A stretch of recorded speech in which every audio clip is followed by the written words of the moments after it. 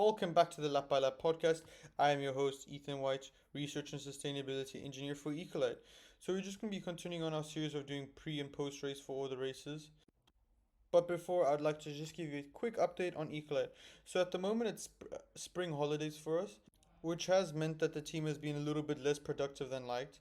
But however, the team is still working very hard in all aspects. Where Hazin, myself, and Andreas are working on the cars. Where Andreas is helping quality assurance. Where I'm helping Hazin, providing with new ideas to apply to the car. Grace is ensuring that she's keeping up with her social media, and Sophia is ensuring that all documentations are aligned.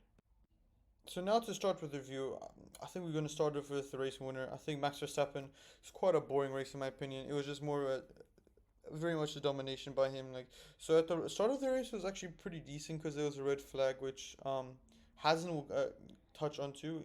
We have another guest this episode, but I mean, like there was a red flag at the start, and then after that, he kind of just drove away with it. Like there was no doubt that he would be battling for first place. It was more or less he got in there, he did his job, and he left. It wasn't any competition from Checo Perez or Charles Leclerc. Now talking about Charles Leclerc, I think he had quite a good race, kind of a mediocre weekend. I mean, he struggled in qualifying from what we could saw. I think he qualified eighth, which is like the worst he qualified since 2018, if I remember correctly. So obviously it was very bad news for the Tifosi.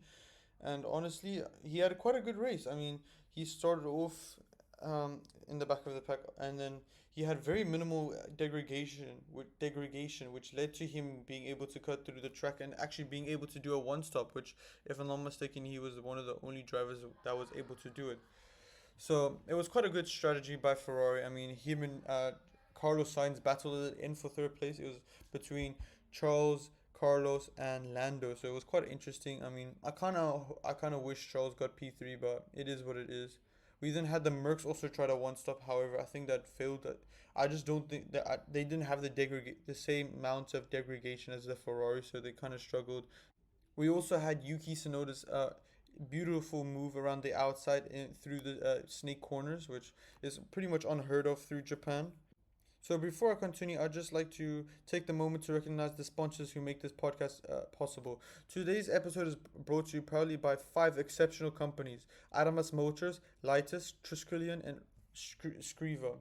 Let's start off with Adamas Motors. It is based in Dubai, United Arab Emirates. Adamas Motors is a prestigious and high-performance motor group that specializes in premium automotive sector. Their commitment to excellence sets them apart in this industry. Next, we have this Lightus. Lightus is a dynamic company based in the Maldives, offering innovative solutions in the automotive industry, technology, and catering to the tourism sector. Thirdly, we have Scriva. Scriva empowers students with the iPad, simplifying tasks like writing and drawing, enabling collaboration through educational apps. Lastly, we have Triskelion. Triskelion International is a boutique consulting and advisory firm offering tailored solutions for market entry, expansion strategies, and business development. They leverage both local and global expertise, assisting both establishing enterprises and early stage ventures with hands on experience and strategic insight. We extend our heartfelt gratitude to Adams Motors, Lightus, and Triskelion and Scriver for the invaluable support through our journey to World Finals. To learn more about our sponsors, please head to the Ecolyte website www.ecolyteuae.com. Now, heading back to our review, I'd like to hand over to Hazin to hear what he has to say about the race. The 2024 Japanese Grand Prix was a very interesting Grand Prix, with Alex Albon and Daniel Ricciardo crashing out around the first corner, and two cars collided and ran into the tire wall, where Yuki Tsunoda scored points, and very, very fierce battles between Yuki Tsunoda and Nico Hulkenberg, with Nico Hulkenberg's world-class defending and Yuki Tsunoda's fierce attacks. The top six battled obviously for the first position, with the two Red Bulls, the two Ferraris, and the two Mercedes.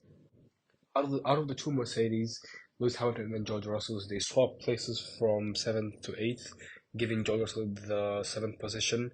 Obviously, it must have been a strategic move by the team, but we didn't see much attacks from Lewis Hamilton. However, George Russell fought fiercely with the McLarens to get the pole position. And during the final corners, George Russell did get the position back from the McLarens and he went up to P6 while giving Carlos Sainz a podium finish on third place and Ferrari Charles Leclerc on fourth.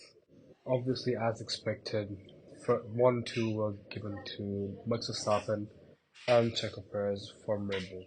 Okay, thank you, Hazin. That's all from you guys, and that's it.